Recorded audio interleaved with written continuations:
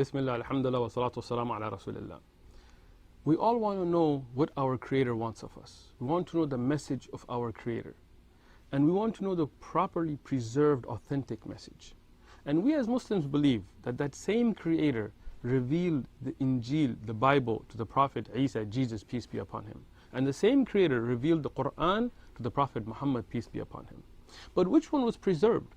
We believe the Injil was corrupted. And this is what we're going to show historically, that we do not have today the Bible that was there in the lifetime of the Prophet Jesus, peace be upon him, on this earth.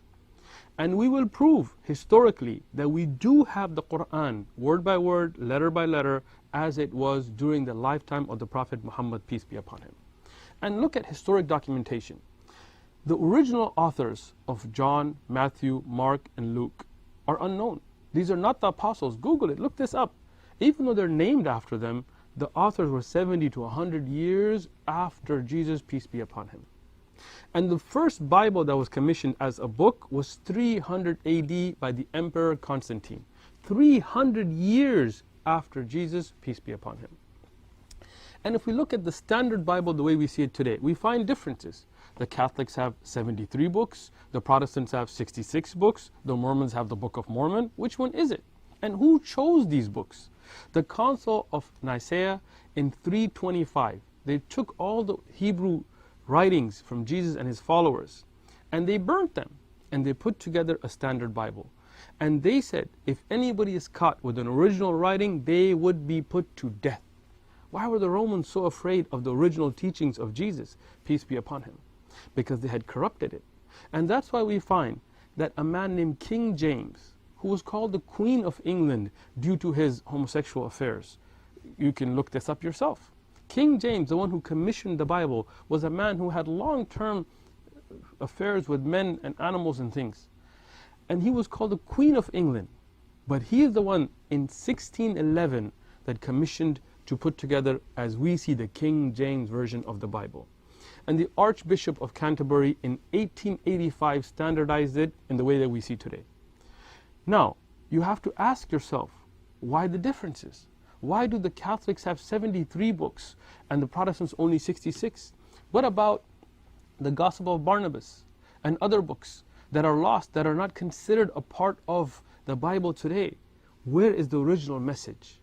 Now let's look at that and compare it to the Quran. The Quran was revealed to the Prophet Muhammad, peace be upon him, and during his lifetime it was written down by scribes and it was memorized by his companions. In fact, historic documentation shows that there was 1,140 of the companions of the Prophet Muhammad, peace be upon him, that memorized the entire Quran under the guidance of the Prophet from the beginning to the end. The great scholar Imam al-Suyuti, in a book called Itqan, he has even listed many of them from the time of the Prophet, peace be upon him, till his time. Those that had memorized the Quran, every generation producing hundreds and thousands, and today millions of people who have memorized the entire Quran. Not just that, it was written down as well during the lifetime of the Prophet, peace be upon him. Today, and you can look this up, there is what's called the Birmingham Quran. Yani it is a part of the Quran that is in Birmingham, England today, and it was found. And it was carbon dated to being between 568 and 645 during the lifetime of the Prophet, peace be upon him. I mean, they carbon dated this with Surah Kahf and Taha, and they found it to be exactly as we find it in the Quran today. I mean, that's something that you should think about. Carbon dating gives you a range. If you look at the middle of the range, it puts you exactly in the later half of the life of the Prophet Muhammad, peace be upon him. That means that Quran, that paper that has been carbon dated by non-Muslim scientists to show that it was from the lifetime of the Prophet, peace be upon him. If you read from that and you read from a copy of the Quran, you find all over the world today exact same wording. Not just that. During the first generation, during the companions, those that were with the Prophet, peace be upon him, the companion Uthman, he authorized there to be a collection of the Quran and preserved and sent out. We have those today in Uzbekistan, in Tashkent, which is called the Samarkand Kufi Quran.